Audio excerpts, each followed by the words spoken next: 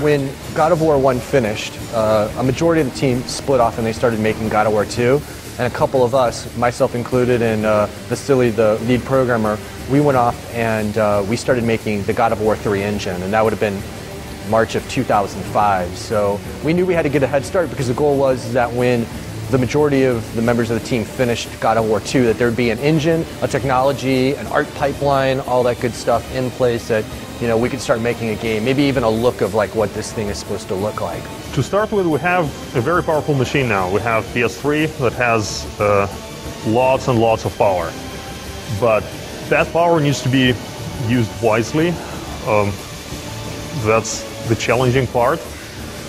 The main difference between this game and our previous games is that this time around pretty much nothing is a stage piece. Everything is real in a sense that pretty much everything you see on screen you can eventually get very close to and interact with.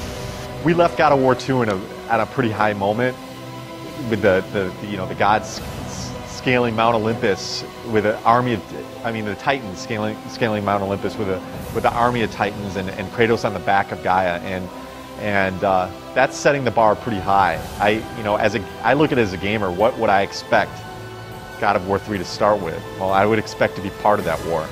Stig wants the war going on at all time. Now, in order to, get those peaks and valleys of everything like that, we're going to have to slow the player down, so that we can hit those high notes and make sure that it feels right. Otherwise, it's just going to feel like noise. So once we haven't started pacing the game yet, but that's one of the things that we're going to have to take into account, And same with, just our big wow moments. How often do those happen? Is there a puzzle right around the corner to kind of slow the player down? Or is there a huge AI fight that we can introduce at the end of that puzzle to pick up the action again? That's going to be stuff that we're going to wrestle with for a while. And that's kind of the process that we went through with God of War 1 and 2 is, how does it feel? So the first thing that we had to do to make that happen is we had to start developing technology to make Titans a reality. And that's kind of the biggest hurdle that we have for God of War 3. These Titans are huge. They're the size of mountains. A couple of our Titans are as tall as the Sears Tower in Chicago.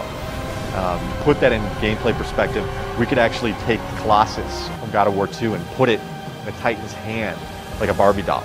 What PS3 does allow us to do is have a humongous deforming world, which is a Titan, and interact with it, place other objects on it. You probably have seen it in the trailer that Gaia has trees on her, and that's hundreds and hundreds of trees, like real forest, and all of that is animated and attached to her skin, and all of that is real time.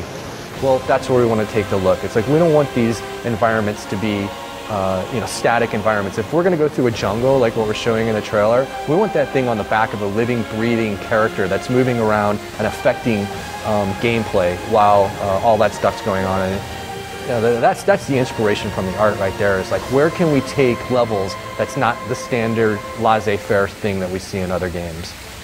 The first thing we looked at with God of War 3 is, well, our sub-weapons. They're a weapon that as soon as you play around with a little bit, but everybody went back to the blades. So how do we make that better? How do we make the combat system feel even better and make people want to use those weapons? Instead of just sub-weapons, they're just weapons or style switches. And our theory behind that is with the Cestus, for example. The Cestus, we wanted to make it just as fun as the normal blades. And what we've done with that is we've changed the way Kratos plays when he has the Cestus. They're more like boxing gloves. And they have these gigantic rings on them. As the rings slide forward, they crush into the head of the Cestus and they create a concussive force. And that concussive force sends enemies flying away that are around you. And so your strategy is you actually want to make contact with enemies, because if you make contact, you're going to blast them away. And in comparison to the blades, your blades are going to be hitting a bunch of enemies at the same time, but nobody's going flying away. You're keeping them within range. You're doing more combos. The Cestus are less combo heavy, and you're going to send an enemy flying off a cliff ledge or flying into a wall, and then you can run over after him, combo against the wall a little bit more, do more damage to him, grab him, crush his skull against the wall, a lot more interaction with the world as well. We want to make sure that every toy that you have to play with is fun, you know, and they all make sense for his character. So I think we work really hard in making sure that, you know, from the combat's perspective, we don't go deep into a combo tree where you have to memorize, you know, a certain number of inputs to do this crazy combo. The deepest thing we have is square, square, triangle. And, you know, if once you memorize that, that move is extremely powerful and you can use that as much as you want. So we look at core elements in fighting games and combat, and we find out what's really fun about those, and then we change those to try and make them as accessible as possible. So the Fleece is a good example from God of War 2 of, if you look at Street Fighter 3, it has a parry system, but it's really complex, and you know, mostly hardcore gamers are going to love it, but the average gamer doesn't even know what it means or how it works. But we take that and we turn that into the Fleece, and now Kratos can parry and attack and deflect it and do a power move. But we give him a much larger window to work with. There's a bunch of other combat tricks that we do to make sure that it's accessible. So yeah, we continue that theory and that design with everything we put into God of War.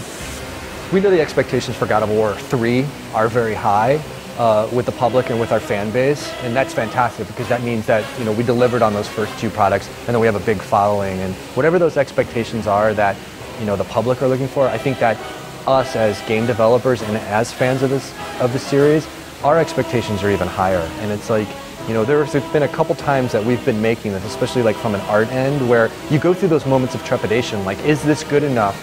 Is this as good as other stuff on the market? And it's like, well, we constantly challenge ourselves and just keep plugging away. And it's like, you know, we know where we want to make it. We want to make it the best looking game that's out there. We want our fans to, you know, think it's the best looking game out there. And kind of towards the end that we were sort of wrapping this up and kind of, you know, delivering the trailer, there were some times when we kind of stopped, paused the game and looked at it, and it's like, you know, people started to kind of go by our desks and be like, oh my God, you know, like, that looks, wow. And you started to see people in the studio kind of impressed by some of the art. And it's like, that's great. We hope our fans have the same reaction to this kind of stuff. So I would, at this point right now, I just tell the fans, stay tuned. We will be releasing more information.